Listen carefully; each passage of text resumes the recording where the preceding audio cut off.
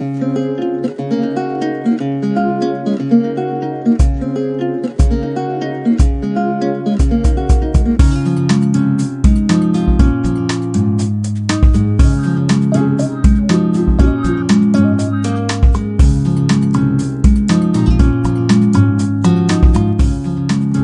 حبايب، شلونكم؟ ان شاء الله تكونوا بخير. اليوم حبيت اقدم لكم طريقة عمل الدونات بطريقة سهلة وبسيطة. تابعوني وان شاء الله تعجبكم. هنا عندي المقادير. احتاج الى 2.5 من كوب طحين. هنا عندي نص كوب حليب سائل. هنا عندي زبد بحرارة الغرفة 3 ملاعق كبيرة. هنا عندي بيضة واحدة بحرارة الغرفة. هنا عندي شكر نص كوب. هنا عندي ملعقة خميرة، ملعقة صغيرة ملح، ظرف من الفانيلا. راح اضيف اول شي حليب السائل، واضيف الخميرة،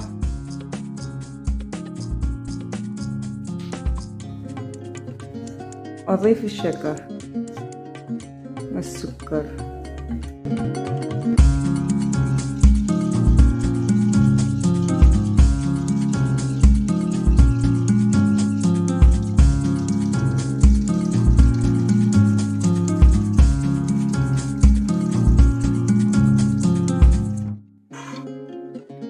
هسه راح اضيف البيض،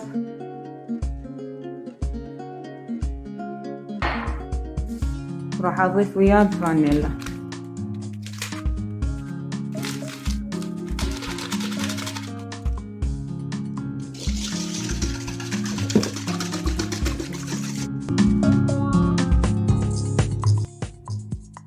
راح اضيف الملح على الطحين واخليه بالمنخار.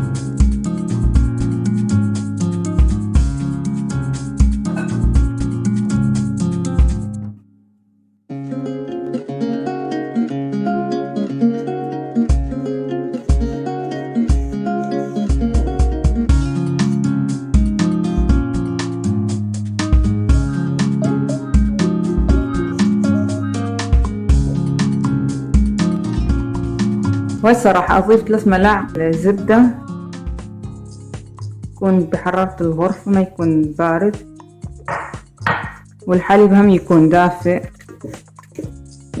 حتى تختمر يمنا العجينة. اذا يكون بارد ما راح تختمر.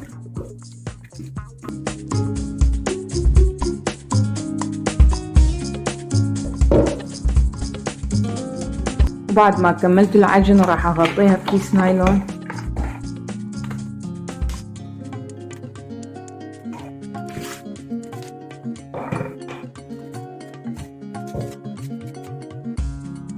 واخليها مدة 40 دقيقة او الى مدة ساعة، الى ان نشوف اختمرت ابدي اشتغل بيها. وهسه هنا اختمرت يمي العجينة.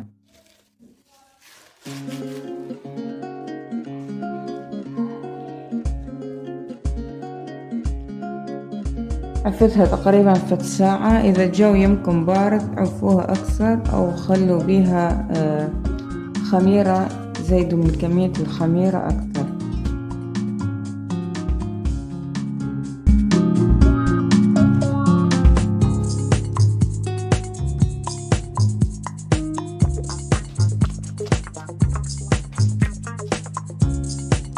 أنا نظفت هذا المكان راح أشتغل عليه.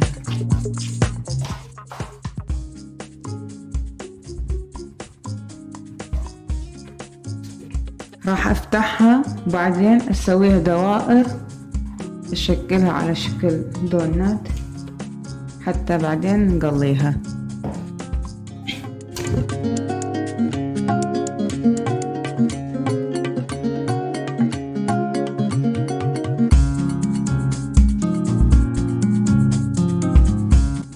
اجيب اي قالب عندي دائري، انا عندي هنا هاي الكاسة، او اذا عندك قالب دائري راح اجيب هذا القالب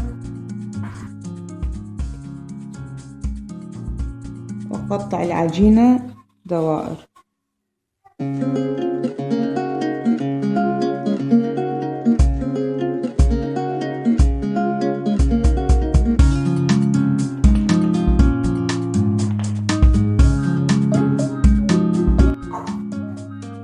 عندي هنا راح اسوي بالنص هذا القالب،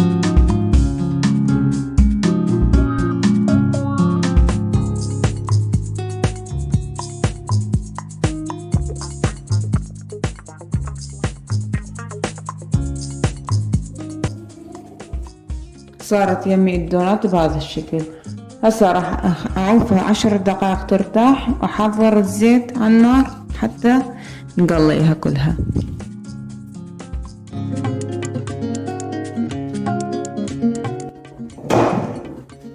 اغطيها 10 دقائق، وهسه بعد ما عفتها ترتاح في 10 دقائق هسه راح اقليها بالزيت. أنا قسمت نص الكمية خليتها بالأوفن، ونص الكمية راح أقليها ونشوف النتيجة شلون راح تطلع بالأوفن وشلون راح تطلع بالقلي. هسه بس يحمى الزيت أخلي الدونات. هسه حمى الزيت يمي راح أخلي الدونات.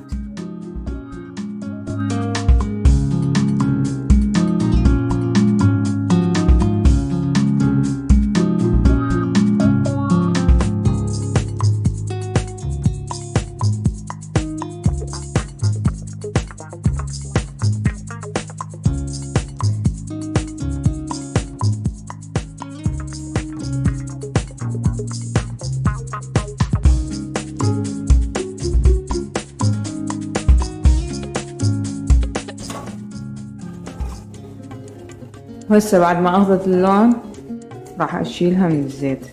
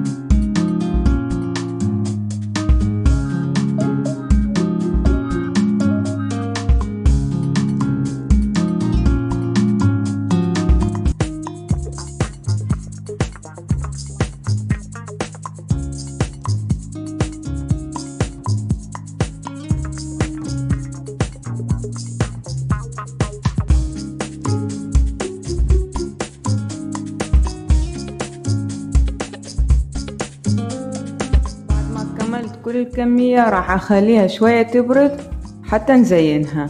ابقوا وياي.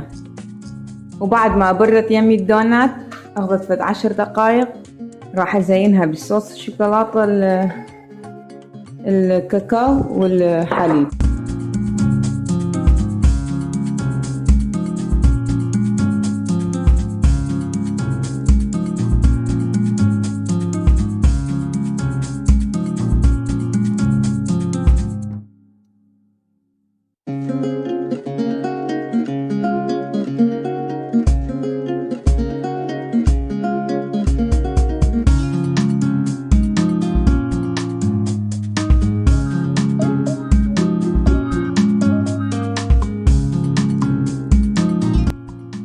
صدق ما شوفت لكم هاي اللي سويتها بالاوفن، هاي اللي قليتها راح اشوف لكم اللي بالاوفن.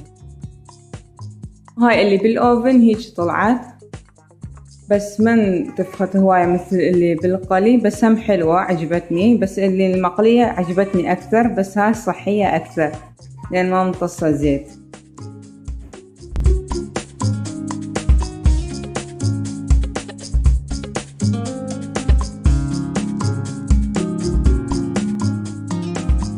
ما كملت هاي الصينية راح اكمل الباقيات.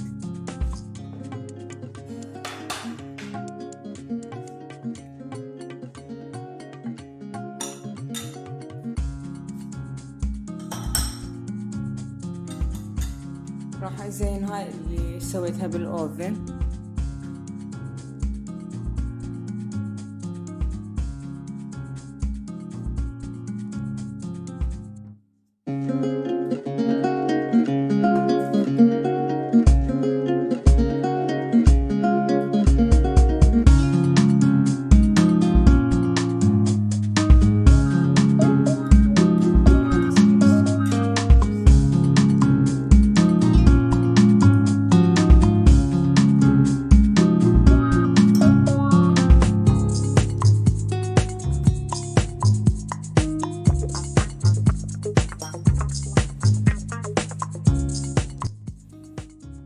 وبعد ما كملت تزيين هذا هو شكلهم النهائي. هاي اللي سويتهم بالمقلاة قلي، وهاي اللي سويتها بالاوفن. وبقت يمي كم وحدة ما زينتها، لان راح اخليها بالحافظة واخليها بالثلاجة، وقت اللي اريدها اطلعها وازينها. وهذا هو شكلها النهائي حبايب. ان شاء الله تجربوها وتعجبكم، والف عافية. طريقة كلش حلوة وناجحة، وشكرا لمتابعتكم ومع السلامة.